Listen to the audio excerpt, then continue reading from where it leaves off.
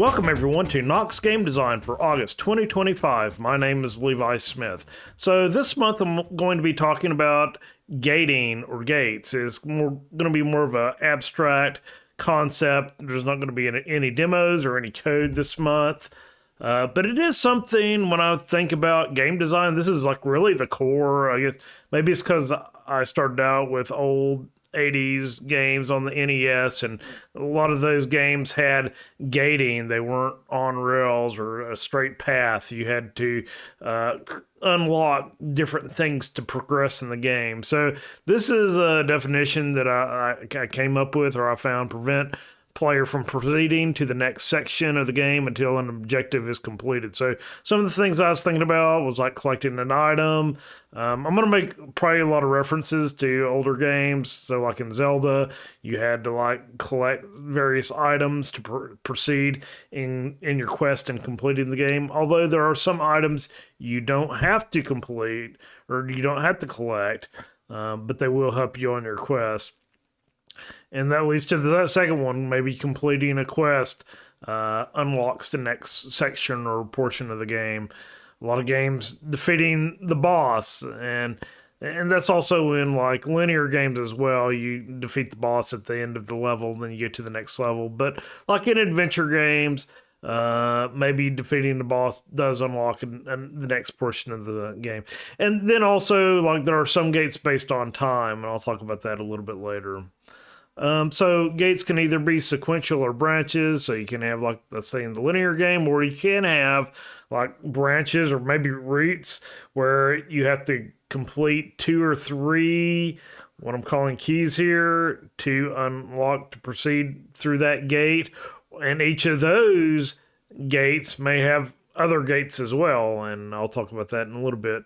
So there's 2 concepts I've read about when I did a little bit of research on gating: hard gates and soft gates. Hard gates, it sounds like those are the ones that are required to proceed or complete the game. Soft gates, these are not required to proceed or complete the game, but it does aid the player in completing the game more easily. So usually soft gates, you want to do those as well. So I found a good site. It's called the Level Design Book. I'm going to reference this. So their definition is, in level design, a gate is anything that blocks player flow, which is defined as how it feels to move through a level, usually along a critical path. Gating is an abstract concept. It is not necessarily a literal gate or door. It could be a magic barrier, an NPC blocking a doorway until you complete their quest, or an avalanche, and various other things.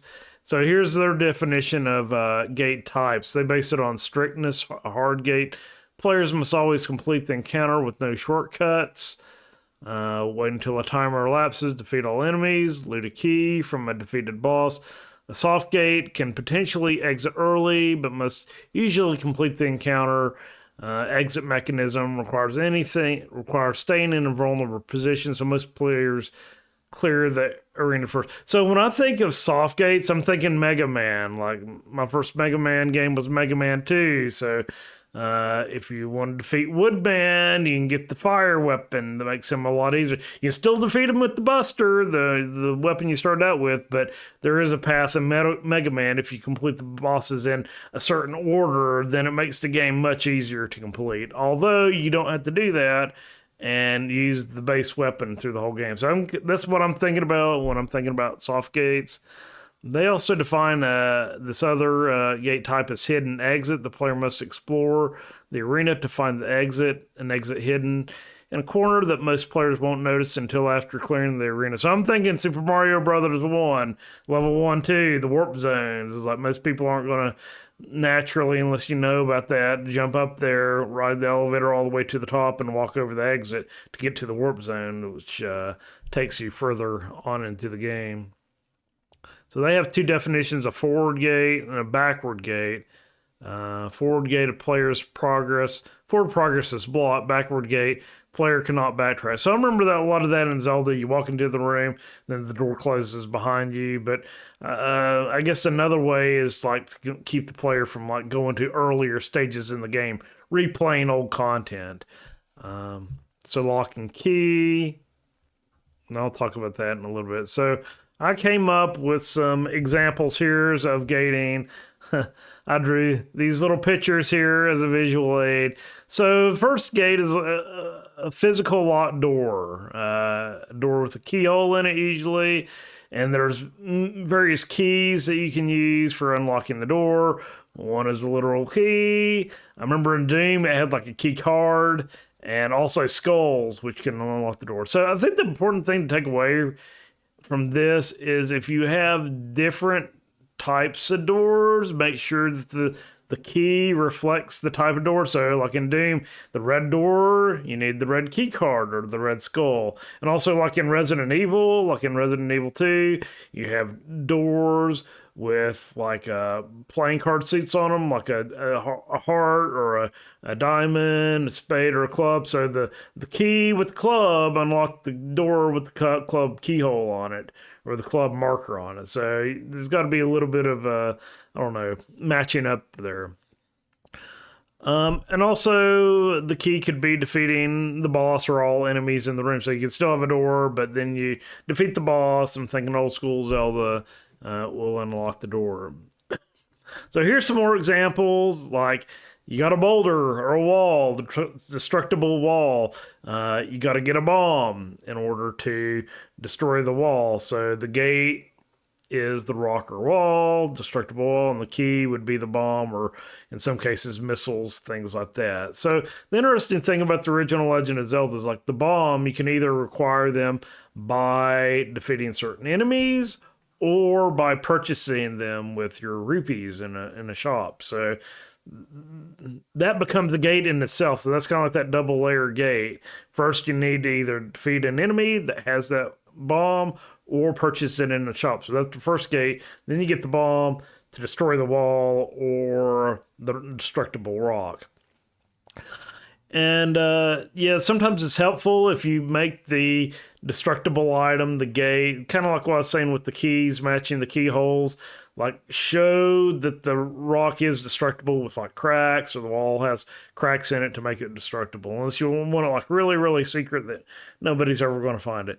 And similarly, you can have like a bush and you need a candle or fire magic to burn the bush that reveals the secret passageway or unblocks the path. Another one is gaps. So the first example I have here on the top side is like in an overworld 2D game, you got a gap with either like a pit or a lake or water or something where you can't go to the other side. In a platformer, kind of the same thing. The gap's too big to walk over or jump over. So, like in Zelda, you need a ladder, and that lets you cross the gap. Or in some games, you can build a bridge, and that'll fill that gap in there, letting you proceed in the game. And similar to a gap, you can also have impassable water. This is used in a lot of RPGs, like Final Fantasy. You need a boat to go into the sea. I guess this could be categorized like a vehicle. Like you need a certain vehicle to be able to proceed. But like in Zelda, you can get a raft, and that's going to take you over the water to get to the other side. And also you can have like airships, things like that. Similarly to the boat example here. So this is one that I'm thinking about Metroid right here. So you got a platform or a cliff that's so high you can't jump up to it. So there's a couple of keys that let you get through this. You can have like jump boost or even like jump magic. Zelda 2, Adventure of Link. There's like an impassable cave. You can't jump up until you get the jump magic. To get that high.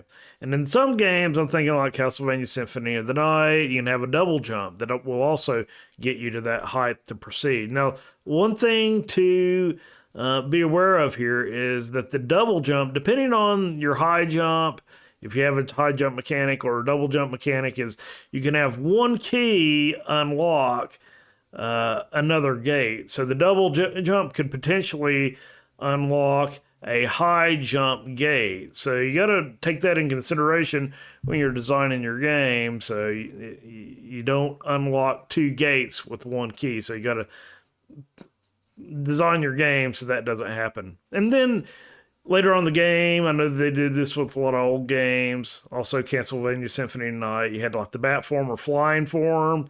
So that will basically unlock any jump height or double jump gate, since you can pretty much go anywhere you want to if you give a player a flight form.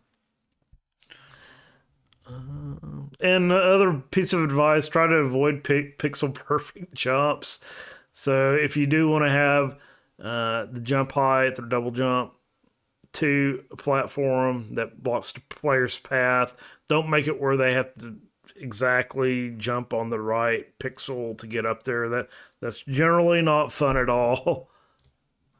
And here's another one, boss weaknesses. I'm thinking like Goma in Legend of Zelda, the original Legend of Zelda. You have this big eyeball spider creature here, and you get in there, and it's like, oh, I can't damage the monster until you have the correct weapons. So in this case, it's you have to collect the bow, which you get in level 1 in the dungeon.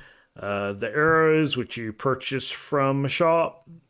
Unless it's the silver arrows, which you also find in the dungeon. But actually, you have to defeat Goma to get to that dungeon with the silver arrows.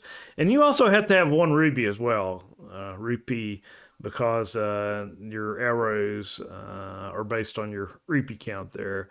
But yeah, that's another sort of gate.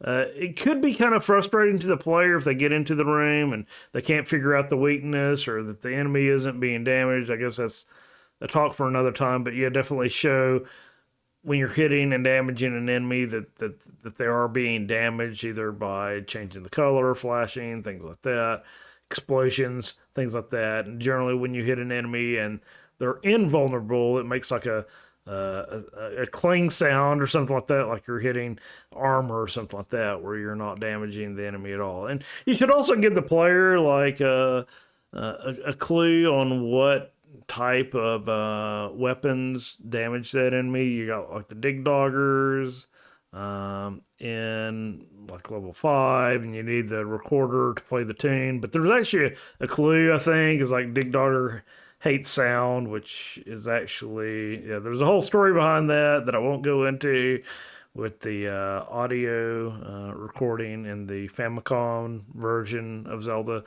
But yeah, just give the player a clue on what they're supposed to do to defeat those enemies. Then there's also time-based gates, and I'm kind of thinking like Symphony of the Night. There's the 2 statues in the clock room, and at a certain time on the game clock, one of them goes away, so you can proceed. So you can also have a time-based gate. Also, like the day and night mechanic, Castlevania 2, Simon's Quest, you had the day and night, and there's only certain things you could do, or your progress was blocked during certain times of the day. And also, if you want a good example, Zelda Majora's Mask. I mean, it's completely time-based. Pretty much everything's completely time-based in that game. But you did get to repeat the day multiple times by playing the I believe it's the Ocarina in that game. And also, there's some games, I'm thinking Mega Man 2, like the Yoku blocks, is like the blocks appear on a certain schedule, so you're blocked until that block pops in. And also another thing that I've seen some games do is that they use arbitrary equipment, items or spells, to allow the player to pass. When you have a certain weapon or piece of armor equipped, kind of like the 2 rings in Symphony of the Night, to let you proceed. Attaining a collection of items. I'm thinking like Triforce in the original Legend of Zelda. You got to collect 8 of them. It doesn't matter which order you collect them in. You just have to have all 8 to proceed into level 9. Using a certain item, kind of like the recorder makes the in original Legend of Zelda, making the staircase appear to get to level 7, or casting a certain spell. One of my good examples for this is Zelda 2 Adventures of Link, where you got to cast spell, or the thunder spell to get the next to last boss to be able to make him vulnerable. So those are other types of gates. Obtaining the keys to unlock the gates. Well, one thing I mentioned earlier, you can use currency to purchase those keys in shops. Completing quests, maybe complete a quest to get a certain item or a key. It doesn't have to be a literal key, just the key in the sense to unlock that gate. And I think I forgot to mention it earlier, but another good example is like the old school adventurous games like King's Quest, Space Quest.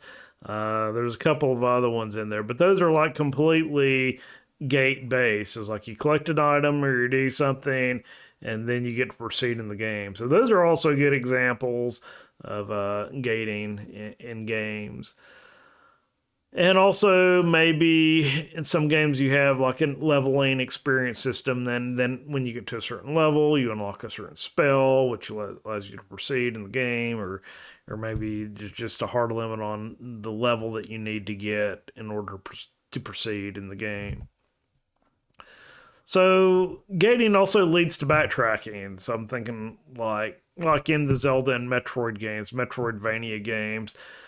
Once you get an item, then that unlocks the gate, but you may have to go back through previous sections of the game to proceed, which sometimes is okay, but you don't want to have to do that too many times.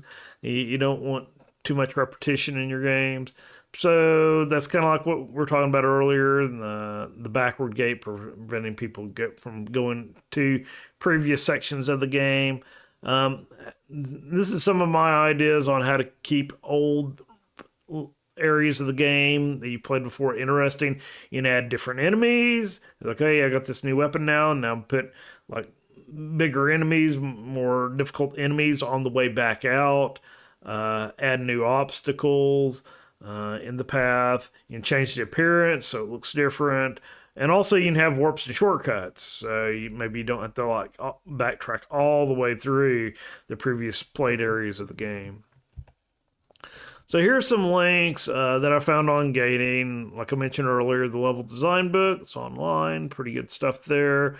What games are, map core, gating and level design, technical game design. So I kind of threw these in at the end. I was just kind of brainstorming. I didn't want to put this in the main presentation, but here's a case study, 2D, Legend of Zelda. I already talked about a lot of these, but just all the different gates. And I kind of did like a map. This isn't everything, but it's like you see here to get enter level 9, then you have to collect the 8 Triforce, and to get the 8 Triforce, you have to defeat the 8 bosses. But then to get into each level may have various requirements, or to defeat the various bosses, you may have various requirements. So it's a lot to think about if you map it all out. In other cases, Metroid. One thing I didn't talk about is like the low ceiling. So you got to get the ball form to go in like the hole, or it's too hard to it's impassable while standing up to get through. I think you also have that in like Zelda 2, where you need the fairy form to get into small like holes with the low ceiling.